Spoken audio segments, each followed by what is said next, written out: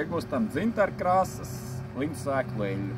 Tur bija izmērīts no 3 kg, tātad Gemos lindsēklas iznāk vairāk kā litrs. Tur no 2 litri bija pile, jā. Tāda ļoti salda, kad mēs izspiežam svaigu, jā. Iznāk šādi te varam mēst, jā.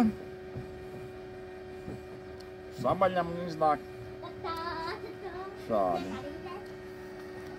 Te jau ir ar apses. Jāuzglabāja leduskapī, ja gribam ilgāk. Jo parasti tad viņa tur sāk oksidējas. Mēneša laikā jau būs rūgta. Parasti veikalā tādu var nopirkt, jā. Kad noliktavās stāvējusi. Šo melno uzskata kā locītavu smērviela, ja, kas ir melnā. Ja gribam lūk tādu, šeit jau ir diena nostāvējusies, sākumā viņa ir tādā tumša, ja, kad izspiežam. Un šeit mums ir šādi jau.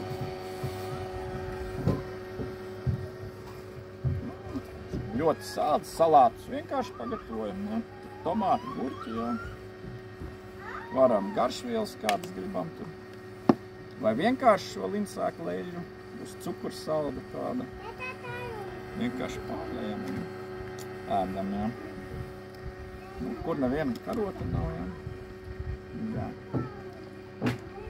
Pipariņus varam vēl pielikt. Cukurzirņus. Šādu sviedi mēs parasti spiedi, jā. Sākumā te ir, ka var parādīt sildīšanas pogu, ieslēdzam pašā. Tur dažas minūtes uzkarsējam. Un tad viņu varam slēgt ārā. Jo jau visu laiku atstājam, tad tā eļļa arī tur jau karsīs pārāk jau uzkarsus. Jau. Kā no 3 kilogramiem vairāk kā litru pat iegūstam. Visiem.